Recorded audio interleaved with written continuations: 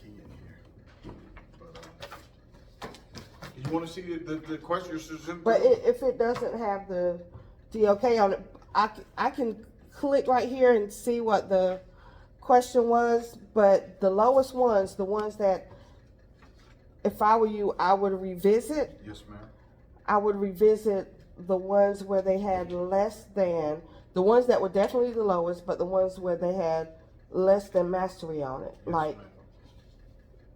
if we said that 60% of the students mastering the test, 60% of the students, no, if out of the students, if 60% mastered the test with the 60, then we want to make sure that we are looking at those questions where it doesn't meet up to that snuff. So there are a lot that have 50s in them, and it may be that the questions are very similar. You don't have to go over every single question,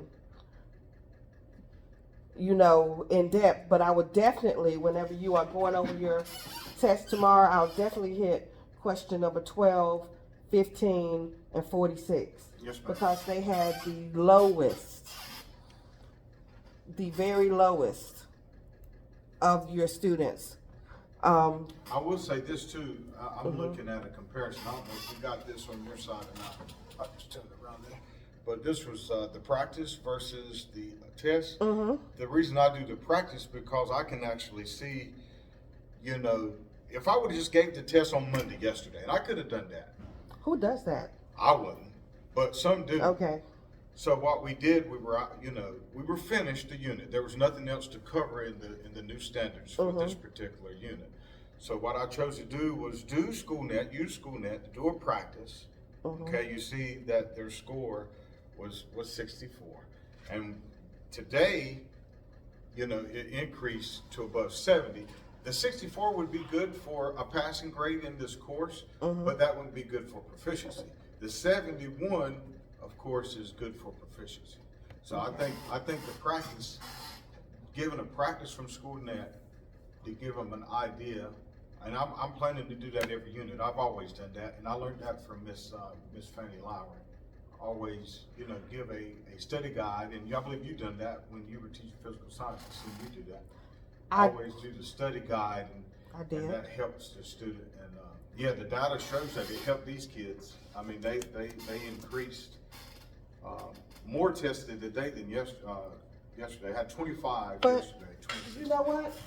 If I were teaching today, I wouldn't do it. What, a study guide? I wouldn't do a study guide. I think the more they see it, the better off they are. But they should see it while you're teaching it. Because our teaching... If I wasn't teaching for them to pass a test at the end, I would, but really, to be honest, we're teaching for them to pass that test at the end. And then We want them to pass the test, but if we educate them like we should... I like the way you said that, but like that we ain't how it should, goes. then the test would take care of itself. Yeah, I love the way you say that. Right. So we want to make sure that they do understand. I mean, biology, this is life for them. This is... It is. You know, this is life for us. This is from the beginning, you know, of time until time ends that we're going to be talking about this.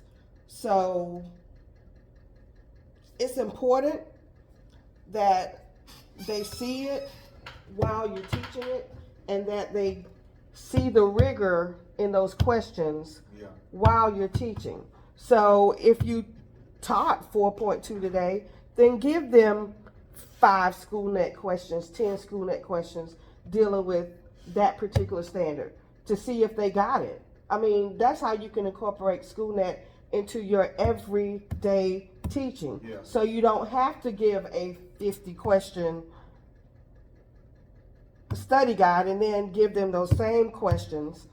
And again, the reason I do that is because I'm conditioning them for the EOC. But they're not going to do that. I do give them the shorter versions throughout, but it seems to be a waste of time to do that. Now, whenever I was teaching, did I do that? Yes, but I have come to understand different things now and different standards, and so I would do something different. Yeah. You understand that part? So but and here's the thing: how do you, when you get ready to give the test, because I'm using the pacing guide, they're supposed to cover the unit in 3. Again, some of these units are 4 weeks.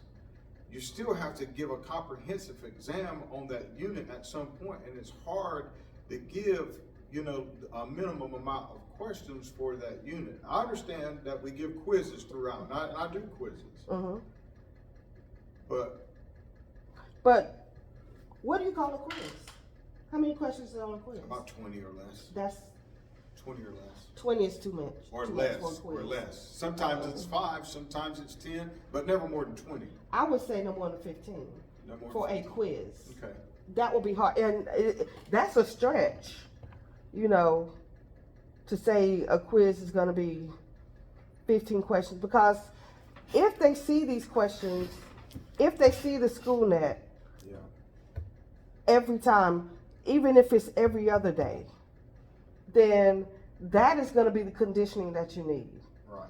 Okay? That's going to be the conditioning that you need, but they have 3 hours to answer 60 questions. Not 60. So, how many questions are on the EOC? Oh, I thought you were talking about my exam.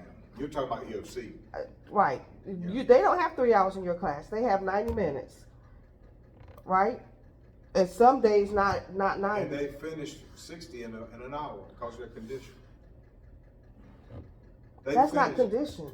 That's not conditioning. They're used to reading and answering the questions, and so, like, and I'll just give an example. When I teach the other sciences that I've taught, I don't give 50 because it takes more, again, calculations with physical science. You have, you know, you're dealing with speed and acceleration, and you have momentum, and those problems take longer, and so